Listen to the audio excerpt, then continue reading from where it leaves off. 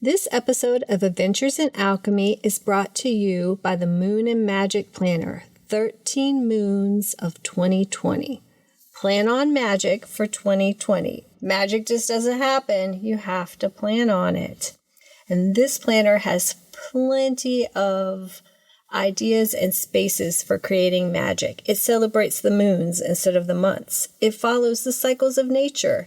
It has pages to share your word of the year, your intentions, an oracle reading for the year. It also has spaces for your incantations, full and new moon rituals, working with waxing and waning moon energy, planner pages to script out your best year, and weekly pages that include the oracle of the week, along with magical notes, spells, and recipes that you may be working with, or experiments, right?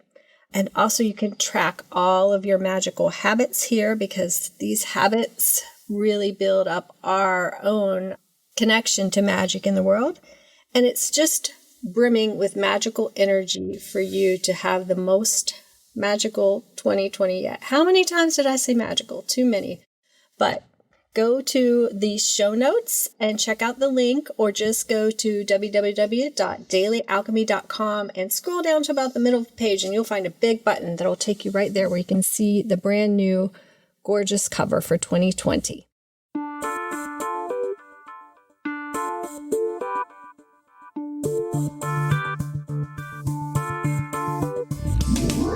Welcome to another episode of Adventures in Alchemy. This is Michelle Martin Dobbins, the creator of dailyalchemy.com and the Moon and Magic Planner.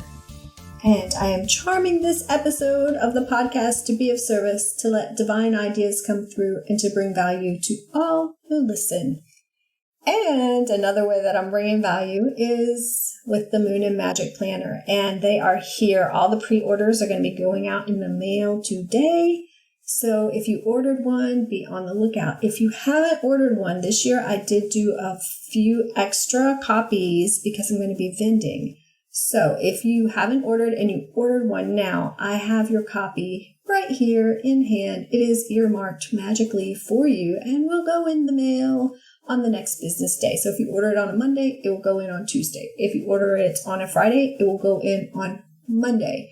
That is only as long as I have extra copies. And as I said, I'm vending, so I don't know how long those copies will be around. But as long as they're around, you'll get that special $29.99 discount. That's my bulk buying discount. Once those copies are gone and I have to order in smaller batches, the price is going to go up for you because it's going up for me. So order now and get a deal, get a steal. And I also want to say Happy Samhain to those of you who celebrate, and just touch on that a little bit because it does relate to what we're talking about, which is the purpose of magic. And I find it interesting. Being in the U.S., most of us were not raised, in at least recent generations, to have celebrated Samhain. And for those of you who are not familiar with that term, it's spelled Samhain. And if you've said Samhain, it's spelled Samhain. And that's, in our family, we joke that Samhain is our favorite country singer because so many people mispronounce it, which is fine, right? If you saw it in writing and you'd never heard it, you would mispronounce it, likely. They mispronounced it on The Chilling Adventures of Sabrina, the Teenage Witch. So I was a little bit disappointed. We've had discussions about that, whether or not someone told me they think they did it on purpose so people who didn't know the correct pronunciation who were watching would know what they were talking about. And I was like, yeah, I'm not giving them that. I think they should have had better consultants. But I know they did bring in consultants, but later on.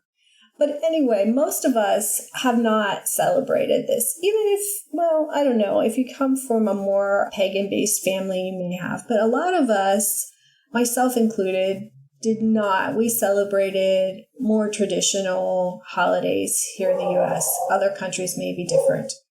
So my dogs were barking, so they just went crazy. So I stopped and restarted. So that's where there may be a little bugaboo. When we were talking about Samhain, and how most of us, even those of us who are turning towards more pagan, more magical, more witchy type lifestyles, have not likely celebrated those unless it's been in recent years. For me, it's just been in recent years that I've looked at switching over to these more traditional pagan holidays, which fall on the same time as a lot of our traditional Christian holidays, or just things that we do culturally in the US. And some of you from different countries may experience things very differently. But here in the US, a lot of us are beginning to look at and explore these things. And I think it's great. And one of the reasons has to do with, the topic, which is the purpose of magic. And one of those that I don't even know if I have in the show notes is just returning to a more authentic, more tuned in type of lifestyle. And unfortunately, or fortunately, as the case may be, a lot of the holidays that are traditionally celebrated, especially in the US, I can't speak to other countries, but I think a lot of more Western and European countries are the same. They're very commercialized. It's about buying decorations and presents and things. And we actually went to the store. I went with my children, and my son was like, wait a minute. Is Halloween just a reason to spend money? Wait a minute. Are all these things just a reason to spend money? And like, it is what it is, but awareness is key. But I think that when we look at and I would start to say more traditional holidays, but for us, they aren't traditions. And we're kind of, at least in this area of the world, we're trying to recreate something that we don't have enough information to fully do the same way as it was done in the past. And to me, that doesn't really matter. What really matters is tuning in more to the cycles of the earth, more to the seasons, doing more things. Like this year, we and it wasn't really purposeful. We just, because we've really been dually celebrating Halloween and Samhain. And this year, our Halloween was very toned down. We just were less enthusiastic around our house about it. We did pass out candy last night. You'll be getting this recording next week, but this is actually, I'm recording it the day after Halloween. But what we're really looking forward to, we've been collecting acorns, and we're going to be making some recipes with acorns. I've been doing some additional ancestor work and spending time with that. And we are going to be going this weekend to a ritual and a Samhain harvest ritual where we will be drinking homemade cider. We will be out in front of a bonfire singing, and we'll be doing some ritual work like releasing the old, bringing, kind of welcoming in winter, as it were, celebrating the harvest, but letting that dark time come into our psyches. And so that's a group ritual. We participated in this one last year with the same group, and it was really nice. And, it was so much less about money and buying things, and more just being present and being with the earth and being with other people. And so that's why I really like these new old holidays, because they haven't been commercialized yet. And I can already see the creepings of that wanting to come out, because if people turn away from the money-making holidays that used to not be money-making holidays, they're going to be creating decorations and whatnot, and Samhain cards and Yule cards and things like that. But for right now, I love that it's more about connecting with nature and connecting with each other than this prescribed set of gifting rules or whatnot. So if you've never celebrated, just do a little research and maybe add a little something. For us, it's every year we add a little bit more to it. And not that we need to continue to add more, but just, even if you just sit outside and around a bonfire and connect with the nature spirits that are around you on the evening of Samhain, Or, shortly after that, today is All Souls Day. And like this energy is not contained to one day, in my opinion. It's something that is probably at least a 3 or 4 day period. And I think in the past, it was likely that a lot of these rituals, these celebrations lasted for more than one day. But, now we have this like, let's eat and gorge ourselves and spend a lot of money and then get our butts up and go to work the next day. I just think that the reason that so many of us are turning towards something different is because we want a simpler, slower pace of life. Our idea of success is not just like work, and make more money.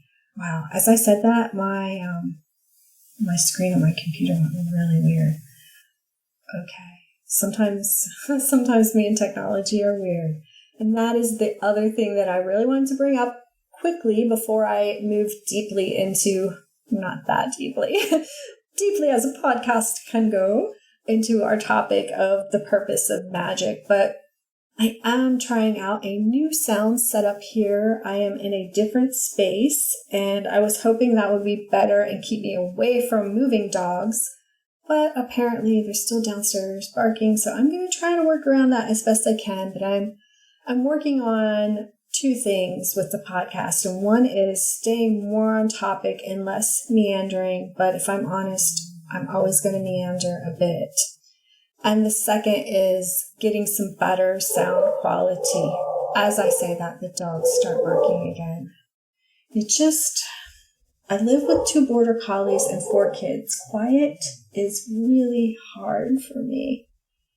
So I'm going to keep going this time with the dogs, and hopefully I'm going to come up with a better system. So the perfect of magic, the purpose of magic. I've been pondering this quite a bit lately because I've been diving into it a bit, and I see a lot of people who look at it from a lot of different perspectives, and I'm not going to tell you what the purpose is for you. I'm just going to tell you what it is for me. I think magic is in our world whether or not we choose to engage it. And a lot of people don't choose to engage it. They just choose to focus on the mundane, the mall, the sports, and all the things as they are. And, I feel a little bit disillusioned about how things are in our world right now. I'm not going to lie, and that really makes me ponder a lot on what is the purpose of magic? Because normal ain't good, y'all. Normal ain't good. I was taking my kids to a naturopath, and she was like, you guys are normal, and that's not good in this certain area of our life. And I'm like, yeah, I get that. The standard American diet is, SAD, right? Sad. The standard of interaction between families is sad. And that's something I've really tried to cultivate in my own family. And lately, I kind of went through a reckoning this summer, and things are just really shifting for me. But I realized that some of the things that I was doing, I had the action without the energy lined up. And, magic no bueno without both. And so to me, that's one of the purposes of magic, is to let ourselves look beyond the normal mundane life, because I feel like our normal mundane life, for most of us, and again, I'm a resident of the U.S., and I know a lot of other countries are better than us, and some of them are pretty following in our footsteps. We've lost touch with nature and each other and family life. And, I guess I was saying I've cultivated that with my kids, and my kids were a pretty huggy family. I've always believed, since before I had kids, I went to a Unity Church for a long time, and one of the things that Unity Church, they're huggers. And that was really hard for me when I first started going there, being from a family that is not huggers. And I'm still, if I'm honest, I'm not a natural hugger, but I have always held my kids, hugged my kids. My kids are pretty huggy kids. I mean, my kids I think hugs are like, I think it's Leo Lascola. I'm not sure if I pronounce his name, but he's he's wrote a book on, I think just called Love, maybe. I'll try to look it up and put it in the show notes. But like how we need like 6 or 7 hugs just for like maintenance. And like, you're not allowed to touch people in the world anymore because of too much craziness. So you gotta hug your family members. You gotta hug the people you love. That's a form of magic right there. Touch is magic. And also, I do get that, like, some people will be like, you can't just call everything magic and have it be magic, right? And I'm like, well, says you. No, I do get that. But I do also get that a lot of stuff is intent. But I also understand that some of magic is work and actually putting in time to meditate and actually putting in time to spend with your ancestors and actually putting in time to set up and do a ritual. And those things are very important, as is our intent in our daily life to create a magical worldview. And I'm just going to say, like, I don't think that we can survive without a magical worldview, because reality is really scary right now. And when I say magical worldview, I don't mean that we should ignore what is happening in our world. Like, I don't think we should ignore that we're eating food that's crap. I don't think we should ignore that we're putting toxic chemicals in our body. I don't think that we should ignore that our politics on both, like, it's a mess. It is a mess. And I don't think we use magic as a Band-Aid to cover it up and pretend that it's not there. But I think we do it to heal ourselves and to, as much as possible, like when we go away from this world of hustle, hustle, hustle, make more money, buy more things. I like things too. But like, if we can tune back into, like, to me, like the most important things is like nature, our planet, the people who are in our lives right now that we love, and ancestors to me are also very important. They may or may not be to you, and I'm okay with that. I'm okay with all that. But it's just like there's something about like growing your own food. There's something about just actually sitting and talking with your family members. Like, as a child, like my childhood is so much different from my children, and I'm trying to bring in like a lot of good things to their childhood. And I guess luckily they've been pretty able to go out and be in nature. We have a really nice park in our neighborhood that is segregated from the rest of the world, I guess, like our own little space, so I can let them play there. And they've spent a lot of time and collect acorns, and they do a lot of outdoorsy stuff. But as a child, I spent a lot of time outdoors. I also like my parents' gardens, so we had fresh food that was gardened and collected, or, we picked apples, we picked cherries, we picked blueberries, we grew strawberries. Like, we had real food and just like real quality time. My grandparents lived across the road from me, and so we used to go there most times like on a weekend night, and like my grandmother would play piano, my dad would play guitar, my grandfather would play banjo, sometimes I played piano too. Like, we would play music and sing, and just, I don't know, I feel like many of us are just missing these simple connections, and we think we all just have to go to Disney World all the time, or something that costs a lot of money that actually disconnects us. And I'm not dissing Disney World, but I mean, just like go to the movies or go here or go there, do these events that we're watching something else or doing something else other than actually connecting with people. And I don't know if there's an Illuminati and some nefarious plan to like bring down our society, or if it's just like how capitalism is playing out. And I'm not necessarily saying capitalism is evil. I'm just saying our souls are dying while we're still alive. And that is, it's not what we came here for. I don't know 100% what we came here for, but that ain't it. Okay, we came to live fully. And so even if, like, I don't know what your spectrum is, if you're just a little bit of, like, I want to share gratitude and, like, manifest some cool things in my life, cool. If you're like, I want a full out ritual and work with planetary deities or demons or whatnot, cool. But do something different from the normal, because the normal is sick. And I don't mean that to be ugly, but it's just true. Look around. I'm very emotional this morning. People are sick. And I don't mean that in like mentally sick, but like, how many people do you know who are on drugs to survive? And not someone who's necessarily I'm not putting anyone down for this. I'm just saying, like, in all, like, the toxic load of our society, toxic chemicals, toxic thinking, not enough time to spend with our families, not enough time to commune with nature, having to work too hard to survive. It's not cool. And yes, we're definitely going to have to take action in the world to change that. We can't be so complacent. But I think that magic is a good place to start.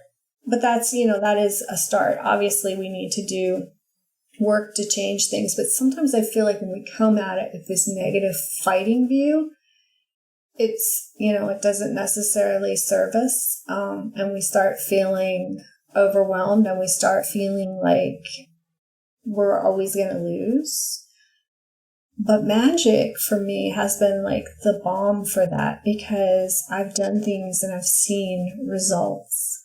And I think a lot of you too have, whether or not you've done what you consider magic or witchcraft, or if you're just like law of attractioning it. Well, like even Abraham Hicks, like if you can create a button, you can create a castle. I think they're the ones who said that. I think that like when we look at our planet, if instead of getting like really, really down on it, as I'm kind of doing this morning with my choked up about the normal side of the world, if we like, and I'm not saying like, oh, Reiki's gonna clean our water, but like, what if we all intended and sent Reiki to the ocean and we did all these other things? Like, I think like, yeah, there's action that comes with it, right? Like, but I feel like our intent can help us find solutions to problems in the environment. And those solutions might be scientific. I love science. I love magic. And honestly, I think at some point in time, we may determine that, even though I feel like magic is a little bit more of an art, that science may explain some of the magical things that happen in our world at some point in time. So, when I said I wasn't going to meander, I have meandered far from my notes, and I usually just have a sticky note, like a virtual sticky note, with my topic and a few like talking points, and I've made much more detailed outlines, and I've strayed from them, strayed really far. Okay, so I believe magic has quite a few purposes, and I believe that we all have to figure out like what magic's purpose in your life is if you're going to do it, right? Just don't willy-nilly, like, use it as a Band-Aid. I mean, you can, but I just don't recommend it. That's why I teach daily alchemy, putting magical practices, alchemical practices in your life daily, because that discipline is what really changes things. Just going out and, like, doing some ritual or spell or whatnot to get what you want right now in this moment is not necessarily going to be the best use of magic. But I think it's a great start, because when you see something like that work for you, then you may decide, I can use this more, right? But these are the purposes that I think magic has. And one is to create change. I think that's like the biggest one for me, is just to create change. Like, and we can look at it negatively or positively. And I found that for myself, whenever I've tried to do something magical, the biggest change that has ever been created is in myself. And that's what I really think it is, to change ourselves. And it's like, as we each dive into that and we change ourselves, then we're going to change our planet, because if we each are more connected and tuned in with ourself and nature and other people around us and spirit realms, then we're naturally going to be like, oh, some of the stuff that I've been participating in is toxic. Let me stop participating, or let me change it, right? And if there's no demand, then the supply is not necessary and it will slowly go away.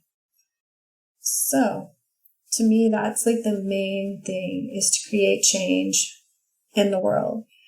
And that's the difference between like magic and, say, a philosophy that is more, and I don't really want to get into right and left hand path, because I think that's a topic for another podcast, but more like the art of surrender. Is that the book, The Art of Surrender? But a lot of these Buddhist practices, and I like a lot of Buddhist practices, so I'm not downing that at all, but the ones where you just totally surrender and let what happens happen. I think magic is kind of, in a way, the opposite of that, and somehow they both bring about very similar results in most cases when people are in alignment to what they really desire. And that makes strange sense. But a lot of times when you surrender, what you desire can come to you if you surrender that desire. But also with magic, if you focus on that desire, you can bring it too. It's just two ways, right? Two different methods for achieving the same end. And sometimes I use both, and they both feel pretty magical to me. But for my purposes, I think like magic is more of the active component, instead of sitting back and allowing it to come to you. So that's one of the purposes. And two of the others that stand out to me are, the second one is to right wrongs. And that can really go under create change, right? You're righting wrongs as creating a change. But I just pull it out because to me it seems like a really important change is to fix something that's gone awry, to use it to heal our relationship with ourselves, to heal our relationship with the planet, to heal our relationships with others and our ancestors and spirit realms. And I believe in using magic for activism too. And if someone is presenting in a way that is causing harm, using magic to cease that harm in whatever way people see fit, I'm down for that. So, to right wrongs. And the last one is to enchant our world. Our world is lacking the enchantment that it had even when I was a kid, even 40 years ago. I'm going to be 50 next year, but even 40 or 50 years ago. And I honestly believe, and I didn't live back then, but I think in a lot of previous ages, there was a lot more enchantment in the world. And, obviously in some of those ages, things weren't all that great. I like indoor plumbing. I love the Palace of Versailles. It's a beautiful place, but thinking of it with people just going potty in the stairwells is, you're like, it's beautiful, but it probably smelled really bad. So, yeah. But I feel like we do need to re-enchant our world. And the reason that enchantment is missing is because we have stopped focusing on magic. We've stopped focusing on nature, and we've stopped focusing on just taking time and really living life juicy, because we've been put in positions where we have to hustle and we have to work hard. And I guess that's one of the wrongs that needs to be righted. And I think that we can do that. Plus, if you're asking me, life is boring without magic, without a little bit of mystery, a little bit of things that we don't know, a little bit of, what's beyond the veil, a little bit of, is there a fairy out in the woods? Life just is, to me, what we're offered as entertainment does not measure up to actually seeing the magical enchantment of the world that we live in. So, your experiment, should you choose to accept it, is to decide what purpose magic serves in your life, right? Because I can't tell you what it is for everybody. And notice if you're using magic to actually meet that purpose. And then write down and implement some ways that you can use magic for that purpose. And then take action and add a daily alchemy task to your routine. I.e., if one of magic's purposes in your life is to add beauty to the world, then maybe meditate for a few minutes on something beautiful, art, nature, etc., and then maybe create some beauty every day, a simple sketch or like a bouquet of flowers or a beautiful breakfast bowl. Focus on that beauty in your life and maybe add a spell or Reiki or whatever to it that feels good to you.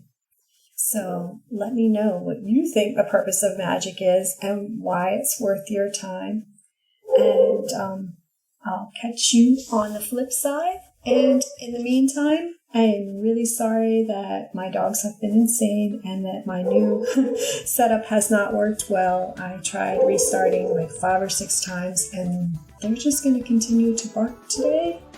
So I'm going to look at something new for next time. But let's all follow our passions.